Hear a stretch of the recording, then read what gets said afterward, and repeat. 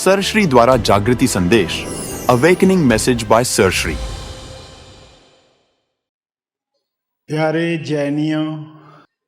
जैनियों कहा तो किसी के मन में विचार आया हो, हम तो जैन नहीं हैं,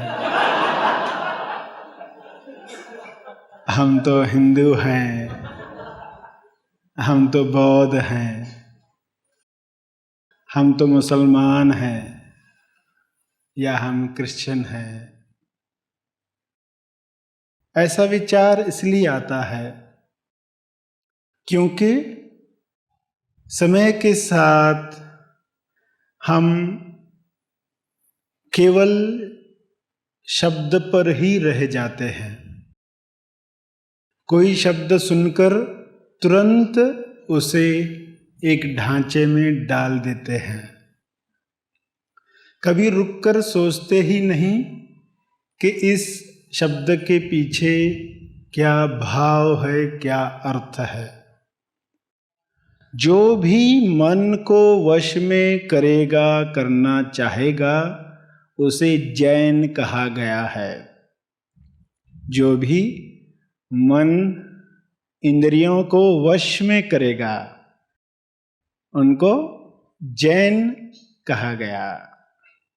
जिन जो मन को वश में करता है, महावीर जिन हुए और उस टीचिंग्स पर, उन शिक्षाओं पर, सिखावानियों पर जो लोग काम करते हैं, उन्हें जैन कहा गया। यानी पृथ्वी पर जो भी आज मन को वश में कर रहा है वह जैन है, और पृथ्वी पर जो भी मन का गुलाम है वो अजैन है। मन को वश में महावीर ने जैसे किया वैसे हमें करना है। सही ढंग से श्रद्धा अर्पित करनी है उस महापुरुष को जिनके द्वारा कैवल्य ज्ञान लोगों तक पहुंचा। जो भी शरीर और मन पर विजय प्राप्त करता है और कैवल्य ज्ञान प्राप्त करता है, नीचे से ऊपर उठता है, तो उसे महावीर कहा गया है। 2600 वर्ष पूर्व सिद्धार्थ और उनकी रानी त्रिशला, उन्होंने एक बालक को जन्म दिया जिसका आगे चलकर नाम महावीर हुआ।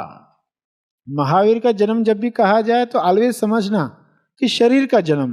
महावीर न जन्म लेते हैं न मरते हैं। और सदा ये बात याद रखें कि महावीर नाम नहीं, काम है। महावीरता काम है, कर्म है। महावीरता गुण है, वह गुण अपने अंदर लाना है। महावीर की याद में लोग क्षमा दिवस भी मनाते हैं कि लोगों को क्षमा किया जाए, मगर क्षमा कौन कर पाएगा? फर्स्ट थिंग फर्स्ट, पहला कार्य पहले किया जाए। यानी महावीर ने क्या प्राप्त किया जिस वजह से उनसे सहजता से करुणा निकली, क्षमाशीलता, मैत्री, समता, ये भाव कैसे उस शरीर से निकले, क्या वहाँ प्राप्ति हुई? वरना लोग कर्मकांड तो जरूर करते हैं, ये करना चाहिए, वो करना चाहिए, मगर वह आंतरिक अवस्था उन्होंने प्राप्त ही नहीं की।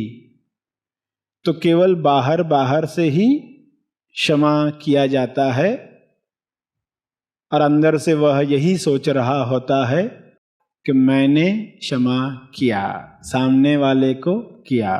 उसने समझा ही नहीं, तुमने अपने ऊपर एहसान किया। तुमने इसलिए क्षमा किया क्योंकि वह तुम ही थे। तुमने इसलिए क्षमा किया क्योंकि उसने गलती ही नहीं की थी। क्षमा की आवश्यकता ही नहीं थी। तो ये बात समझने के लिए क्षमा के पहले गलती होना आवश्यक है।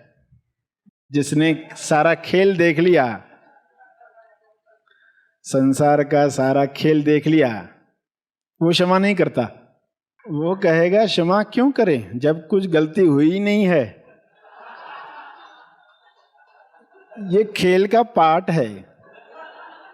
स्टेज पर जो खेल चल रहा है, जो नाटक चल रहा है, उसमें कुछ लोगों के द्वारा ऐसी गलती करवाई जाती है जिस वजह से खेल आगे बढ़ता है। तो ये उच्च समझ है। ये पहले कोई नहीं समझ जाएगा। पहले अगर किसी को कहा जाए कि किसी को क्षमा मत करो, तो कैसे अर्थ समझेगा? वो तो कहेगा बहुत गलत बता रहे, ये तो बहुत गलत बता रहे हैं। मगर जब वो पूरा अर्थ समझेगा कि क्यों माफ नहीं करना है, पहले जब ये समझ नहीं तो ये कहना अति आवश्यक है कि क्षमा करो। क्षमा करो ताकि तुम्हें क्षमा किया जाए। तुमसे भी गलतियां होती है। तुम क्षमा नहीं करोगे तो तुम्हारी गलतियां कैसे क्षमा की जाएगी? महावीर की सूक्ष्मता पकड़ोगे। महावीर अहिंसा के धर्म के बारे में कहते हैं हमेशा। अहिंसा ही धर्म है। तो वे कहेंगे सूक्ष्म हिंसा भी नहीं होनी चाहिए। सूक्ष्म से सूक्ष्म हिंसा। दूसरे को गलत कह रहे हो, ये रास्ता गलत है, तो कुछ लोगों को दुख हो जाएगा, तुम गलत हो। लोग कई संप्रदाय के होते ना, तो ये तुम्हारा गलत है, हमारा सही है। तो जब भी दूसरे को गलत कह रहे हो तो हिंसा कर रहे हो।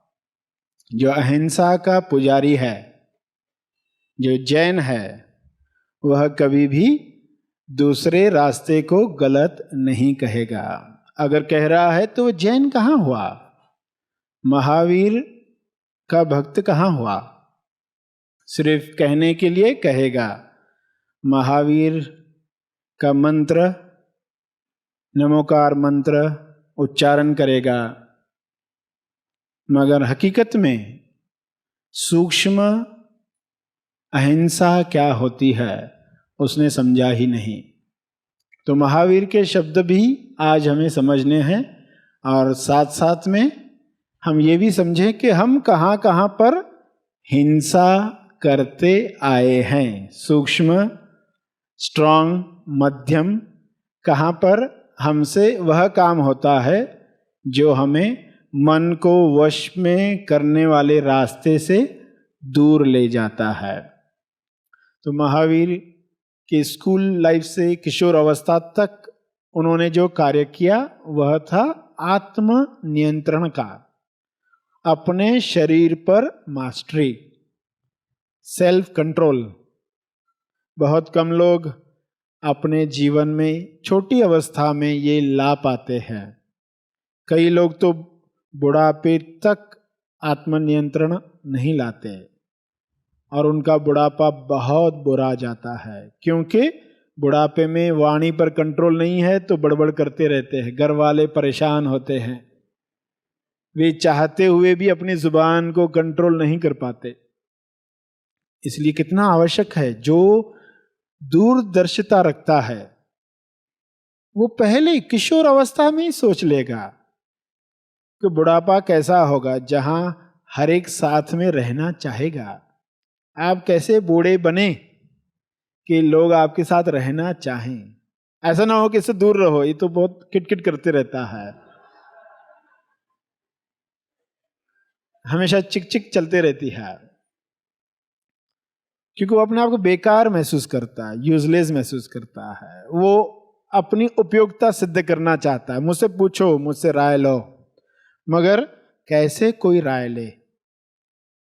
क्योंकि जो काम होना चाहिए था, जवानी मौका है बुढ़ापा आने से पहले, अगर इस मौके को लिया गया होता तो बुढ़ापा कितना सुंदर होता।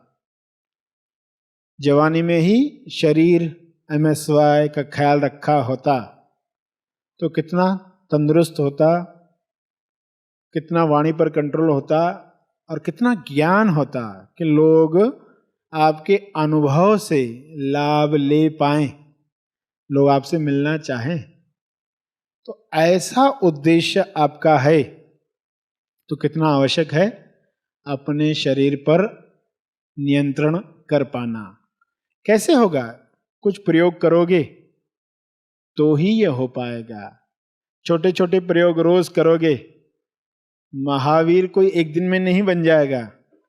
महावीर बनने के लिए छोटे छोटे इंटेंशन, छोटी छोटी भावनाएं रखनी होगी और उन्हें पूरा करना होगा।